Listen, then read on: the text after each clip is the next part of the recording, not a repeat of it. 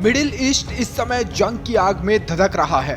Israel एक तरफ दक्षिणी लेबनान की सीमाओं में घुसकर हिजबुल्लाह के ठिकानों पर हमले कर रहा है, तो इसी बीच ईरान के सर्वोच्च नेता अयातुल्ला अली खामेनेई ने दुनिया के सामने खुली चेतावनी दे दी है। ये चेतावनी भी छोटी मोटी नहीं है, सीधी अमेरिका को चेतावनी दी गई है। इजराइल पर बैलिस्टिक मिसाइलों से हमले के बाद पहली बार खामेनेई सार्वजनिक सभा में पहुंचे। अपने संबोधन में उन्होंने दुनिया के मुसलमानों से एकजुट होने की अपील की।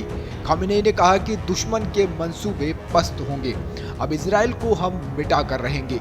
हालांकि उन्होंने ये भी कहा कि वो शांति चाहते हैं, लेकिन अमेरिका और इजराइल इस्लामिक देशों को शांति से नहीं रहने देना चाहते।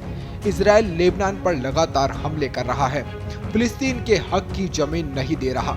उन्होंने कहा कि फिलिस्तीन का पूरा हक है कि वो अपनी जमीन के लिए लड़े। ईरान लेबनान और फिलिस्तीन के साथ है। उन्होंने सीधे तौर पर अमेरिका को भी चुनौती दे दी है। आपको बता दें, ईरान के तेहरान में जामा मस्जिद की जुम्मे की नमाज में उन्होंने इस जंग पर बयान दिया है। नमाज के दौरान करीब 30 लाख ईरानी लोग वहां पर मौजूद रहे और खामेनेई को समर्थन दिया है। खामेनेई ने कहा कि अमेरिका मुसलमानों की ताकत दिखा रहा है, तो इसका जवाब जरूर देंगे। इजराइल का साथ देना अमेरिका को भारी पड़ेगा। खामेनेई ने अरब के साथ ही सभी मुस्लिम देशों के साथ आने की भी अपील की है। उन्होंने कहा कि ये मेरा पहला प्रयास है कि मुस्लिम देश समझे कि उनका दुश्मन कौन है। अमेरिका और इजराइल के खिलाफ मुस्लिम देशों का एक होना बहुत जरूरी है। उन्होंने अमेरिका से कहा कि वो इजराइल को काबू करे, नहीं तो उसे मिटा दिया जाएगा।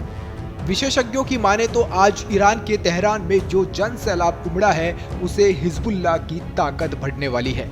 यमन के हूती और हमास पहले ही हिजबुल्लाह के साथ है और हिजबुल्लाह में ईरान के लोगों ने शामिल होने का ऐलान भी कर दिया है। हथियों के आने के बाद इजराइल के लिए ये विद्रोह बड़ी चुनौती बन सकता है। खामेनेई ने साफ कहा है कि हिजबुल्लाह या हमास के कमांडरों को मारे जाने से विद्रोह या संगठन खत्म नहीं किया जा सकता है। आपको बता दें, अयातुल्ला खामेनेई 1989 से ईरान के सर्वोच्च नेता हैं और ये राष्ट्रपति से भी ऊंचा पद है। वे ईरान के प्रमुख और कमांडर इन चीफ है। अब खामेनेई के बयान से किस तरह की मुसीबत खड़ी हो सकती है, पूरी दुनिया के सामने देखने वाली बात होगी।